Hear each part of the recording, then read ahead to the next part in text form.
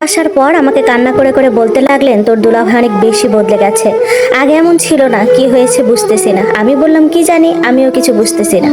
অতঃপর আপার সাথে সাংসারিক কাজকর্মে লেগে পড়লাম।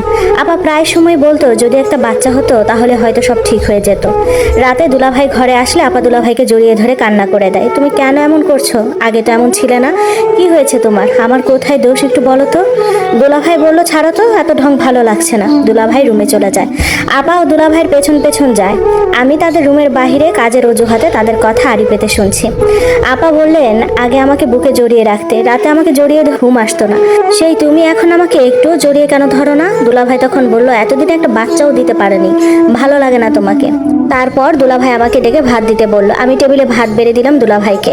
আপা দাঁড়িয়ে ছিল তাই আর কিছু বলিনি। সে রাতে দুলাভাইয়ের আসলো না আমার রুমে। আপা দুলাভাইয়ের ঝড় ঝামেলাই কেটে গেল আরো 2 মাস। 2 মাস পর জানতে পারি আমি প্রেগনেন্ট। সাথে সাথে শিমুল মানে আমার দুলাভাইকে জানাই। তিনি আমাকে বাসা থেকে আপার কাছে মিথ্যা অজুহাত দিয়ে বের করে ডাক্তার কাছে নিয়ে গেলেন। পরীক্ষা করার পর দুলাভাই শিওর হয় আমি আসলেই প্রেগনেন্ট। এবার দুলাভাইকে আমি প্রেশার দিলাম বিয়ে করার জন্য। তিনি ভয় পাচ্ছিলেন আমাকে বিয়ে করতে, কিন্তু তারপরেও সেদিন কাজী অফিসে গিয়ে তার সাথে আমার 70,000 টাকা দেনমোহরে বিয়ে হয়। আমাকে একটা সোনার নাকফুল, একজোড়া কানের দুল আর একটা চেইন কিনে দেয়। বিয়েতে তার কতগুলো ছোট ভাই সাক্ষী হিসেবে ছিলেন। ও আমি শাড়ি পরেছিলাম, কারণ বিয়েটা তো আমার প্রথম ছিল। বাসা আসার পর প্রথমে দুলাভাই ঘরে ঢুকে, আপা রান্নাঘরে কাজ করছিল। দুলাভাইকে দেখে আপা বলল, এত দেরি হলো, হাত মুখ ধুয়ে নাও তোমরা, আমি ভাত দিচ্ছি। দুলাভাইয়ের পেছনে আমি ঢুকলাম। আপা আমাকে দেখে বলল, কি রে শাড়ি পরেছিস, কাহিনী কি? দুলাভাই তখন আপাকে বলল, আমরা বিয়ে করেছি। আপা তখন বলল, কি বলছো এসব? দুলাভাই বলল, হ্যাঁ আমি ওকে বিয়ে করেছি, ও গর্ভবতী, আমার সন্তানের মা। তারপর আপা আমাকে জিজ্ঞেস করলো, এই কি হয়েছে বল আমাকে।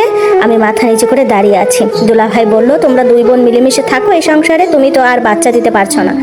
আপা বলল, ছি ছি, তুমি এত জঘন্য, শেষে কিনা আমার বোনকে।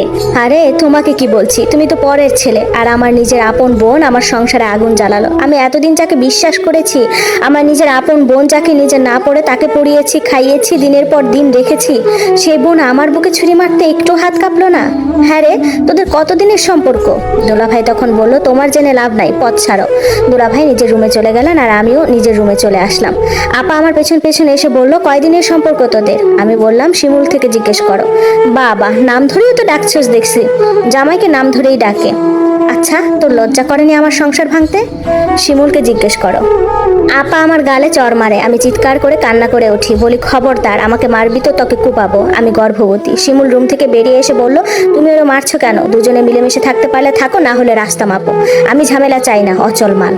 আপার সাথে সাথে কান্না করে দিয়ে বলল, তোদের এসব প্রকৃতি আজ বহুদিন চলে চলছে, বুঝতে পেরেছি। আল্লাহ তোদের বিচার করুক, তোদের মতো খারাপ প্রতারকদের সাথে আমি আর না। আর শিমুল, তুই একটা জানোয়ার, আমাকে ডিভোর্স দিবি। এ বলে আপা তার রুমে গেল। সে তার গহনার কয়েকটা জামা কাপড় নিয়ে বেরিয়ে গেল। কোথায় গেল সেটা আর জানি না। আপা চলে যাওয়ার পর খুব ভালোই সময় যাচ্ছিল আমাদের। শিমুল আমাকে খুব কেয়ার করতো। এবার শুনুন আপার কাহিনী। আমি কখনো কল্পনাও করতে পারিনি নিজের বোন আমার সাথে এভাবে প্রতারণা করবে। সত্যি কল্পনার বাহিরে ছিল। এতদিন ঘরে আমি কালসাপ পুষেছি দুধ কলা দিয়ে। উঠলাম দূর সম্পর্কের এক ভাবির ঘরে। ভাবিকে সব বললাম। ভাবির আবার 3 মেয়ে, তার স্বামী মারা গেছে। ভাবি আমাকে বললো যতদিন ইচ্ছে থাকো, কিন্তু ভাবির কাছে থাকলাম না বেশি দিন। 7 দিনের মতো থেকে একটা বাসা ভাড়া নেই।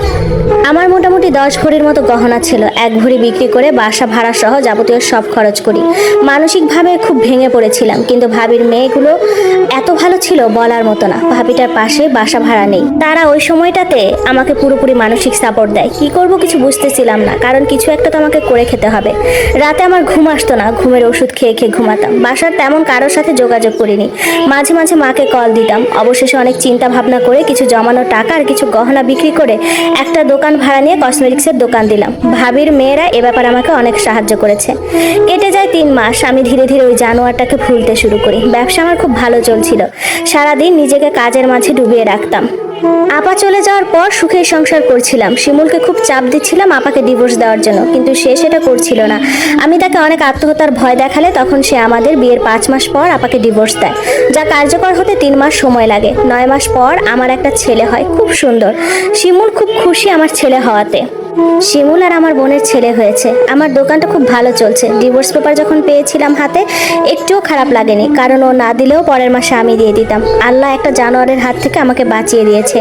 ও যদি আমার বোনের সাথে এসব কুকাজ না করে বাহিরের কারোর সাথে করতো, মনকে বুঝ দিতে পারতাম। আসলে দোষটা আমারই, একটা উপযুক্ত মেয়েকে ঘরে রাখা। দয়া করে কেউ কখনো এমন করবেন না। আমি ওই জানোয়ারটাকে নিজের থেকে বেশি বিশ্বাস করতাম, কিন্তু ফলস্বরূপ প্রতিদান পেয়েছি আমি। জানোয়ারটাকে ছেড়ে আসার একটা বছর পার হলো। মাকে মাসে মাসে টাকা পাঠাই। মেজ বোনটার একটা মেয়ে হয়েছে, তার জন্য মাসে মাসে কিছু দেই, কিন্তু তাদের সাথে